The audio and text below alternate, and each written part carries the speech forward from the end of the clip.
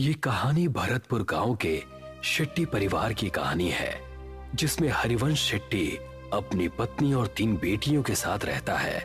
हरिवंश पेशे से इंजीनियर है और अपनी तीनों बेटियों को बहुत पढ़ा लिखा कर अपने पैरों पर खड़ा करना चाहता है। गांव के सभी लोग हरिवंश को बेटियों की पढ़ाई के बजाय उनकी शादियों के लिए पैसे जोड़ने की सलाह देते हैं, मगर हरिवंश शेट्टी अपनी मर्जी का मालिक है। वो किसी की नहीं सुनता सिवाय अपने। एक दिन अपने ऑफिस जाते हुए हरिवंश को रास्ते में उर्मिला चाची मिलती हैं। बेटा, मैंने तुम्हें मना किया था ना बेटियों को इतना पढ़ाने से, मगर मैंने सुना है तू उन्हें विदेश भेजने की तैयारी कर रहा है। हाँ चाची, आजकल के बच्चे पढ़े लिखे होते हैं और सब अपने पैरों पर खड़े होते हैं। मैं भी अपनी बेटियों को बहुत पढ़ाना लिखाना चाहता हूँ। एक बार अपने पैरों पर खड़ी हो जाएं, उसके बाद शादी की सोचेंगे। मगर बेटा, उनकी शादी। ओफो चाची, अभी वो तीनों बहुत छोटी हैं। तुम उनकी चिंता मत करो, मैं हूँ ना, मैं सब संभाल लूंगा। इतना कहकर हरिवंश अपने ऑफिस के लिए निकल जाता है। उसके ऑफिस पहुंचते ही उसे खबर मिलती है कि गांव में भूकंप आया है और सब बर्बाद हो गया है। हरिवंश वापस घर पहुंचता है और देखता है कि उसका पूरा गांव बर्बाद हो गया है। अरे ये सब क्या हो गया? मैं तो लुट गया, बर्बाद हो गया। अब कैसे सब हो पाएगा? मेरी बेटियां कैसे विदेश जाएंगी और आगे की पढ़ाई करेंगी? अजी, नुकसान तो पूरे गांव का हुआ है, मगर भगवान की कृपा है कि हम में से किसी को कुछ नहीं हुआ। सभी लोग जल्दी से जल्दी गांव को खाली कर दो। सरकार ने कहा है यहाँ अभी और बड़े भूकंप आने वाले हैं। देखते ही देखते पूरा गांव नदी पार करने के लिए इकट्ठा हो जाता है। सभी नदी के किनारे खड़े जिट्टी का इंतजार करते हैं। वहीं हरिवंश शेट्टी का परिवार भी अपने नंबर का इंतजार करता है। हरिवंश किसी सोच में डूबा है, तभी उसके कंधे पर कोई हाथ रखता है।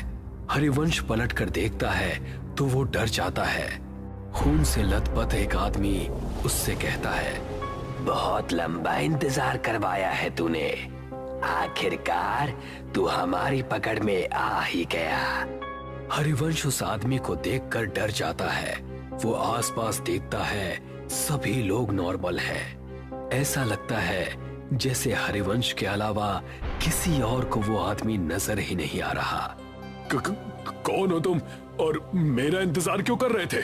आत्मा कुछ कहती कि तभी हरिवंश की सबसे छोटी बेटी उससे कहती है, पापा, हम कब से यहाँ इंतजार कर रहे हैं। सबका नंबर आ रहा है, मगर हमारा बोट में नंबर ही नहीं आ रहा।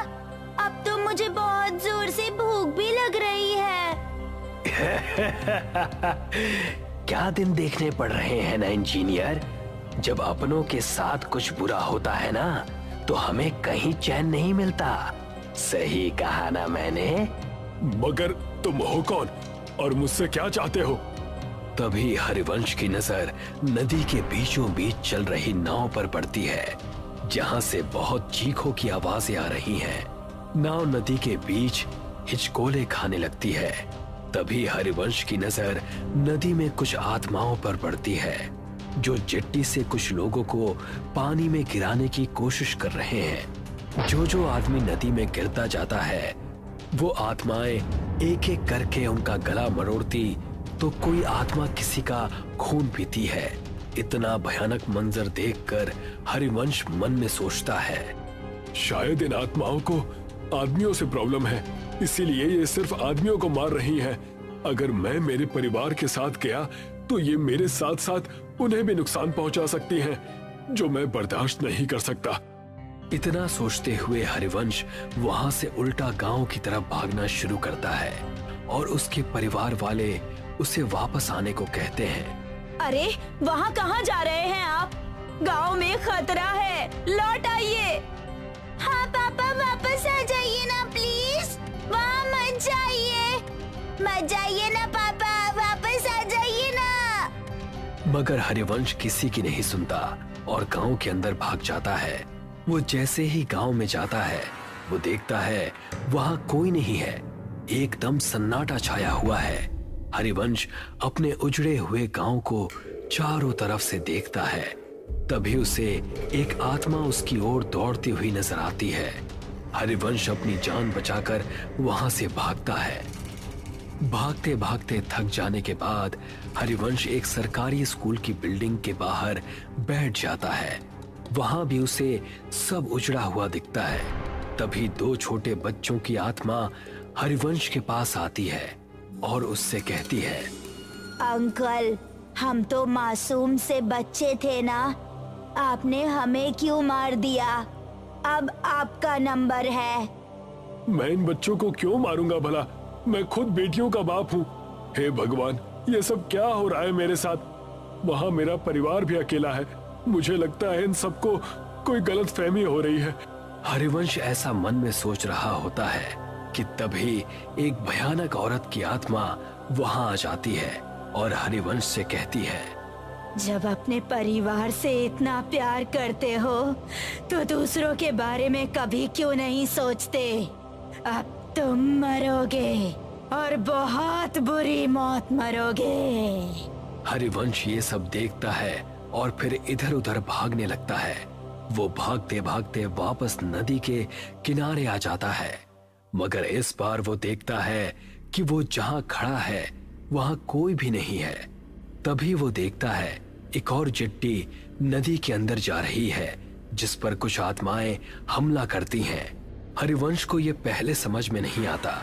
तभी वो देखता है कि गांव की तरफ से दौड़ती हुई आत्माएं हरिवंश के पास आ रही हैं। अब मेरा बच पाना मुश्किल है भगवान, मेरे परिवार का ध्यान रखना। तभी सामने से आती हुई आत्माएं उस पर जैसे हमला करती हैं। हरिवंश का पांव टकराता है और वो गिरते गिरते बचता है। वो अपनी नजर घुमाता है तो वो देखता है कि नदी पर एक पुल बना हुआ है। ऐसा कैसे हो सकता है? अभी तो यहाँ कुछ भी नहीं था, ये पुल कहाँ से आ गया? हरिवंश को लगता है कि शायद इस मुश्किल घड़ी में उसे कुछ समझ में नहीं आ रहा है। ये पुल पहले से ही यहाँ होगा, मगर उसने नोटिस नहीं किया। हरिवंश बिना कुछ सोचे समझे उस पुल पर चढ़ जाता है और वहां से दूसरी तरफ भागना शुरू करता है। भागते भागते वो ब्रिज के सेंटर में आ जाता है और यहाँ पहुंचते ही उसकी नजर नदी की दूसरी तरफ पड़ती है जहाँ उसका परिवार उसे बुला रहा है। हाँ सुधा, मैं आ रहा हूँ। हाँ बेटा, मैं बस अभी आया। हरिवंश जैसे ही कुछ कदम पुल की दूसरी तरफ दौड़ता है, उन दो बच्चों की आत्माएं उसके सामने आकर खड़ी हो जाती हैं। वो उन्हें देखकर डर जाता है और पलट कर देखता है।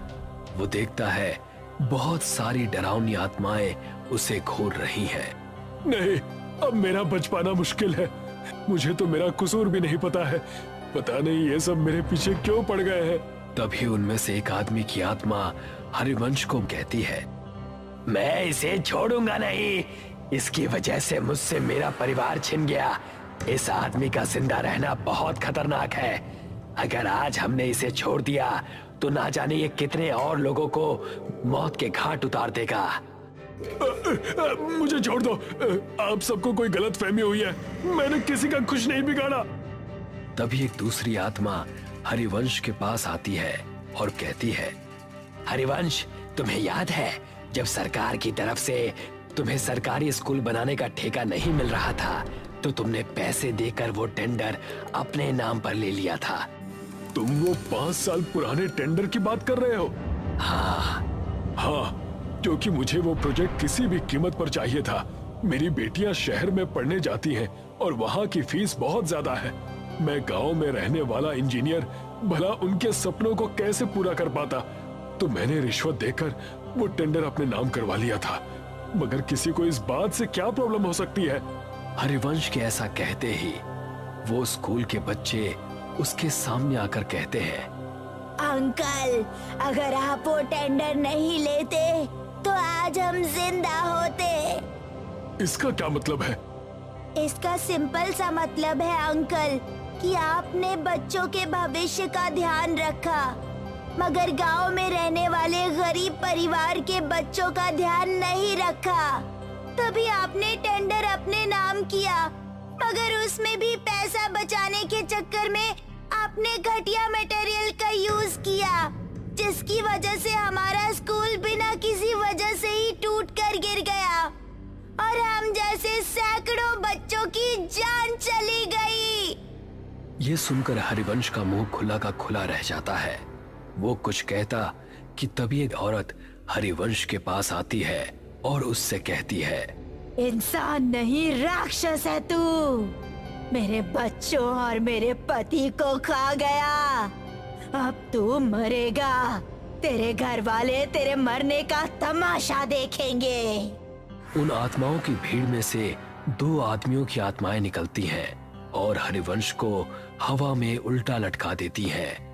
उल्टा लटका हरिवंश उनसे कहता है, मेरी गलती माफी लायक तो नहीं है, मगर फिर भी मैं आप सबसे हाथ जोड़कर माफी मांगता हूँ कि मेरी भूल को माफ कर दो। तभी आत्माओं की शक्ति से उल्टा लटका हरिवंश गोल गोल चक्री के जैसे घूमने लगता है। तूने कोई भूल नहीं की इंजीनियर, तूने तो सब सोच समझ कर किया है और जो तूने किया है ना, उसे पाप कहते हैं। पाप की माफी नहीं होती, उसकी सजा होती है, जो अब तुझे हम देंगे। नहीं नहीं, मैंने कुछ भी जानबूझकर नहीं किया।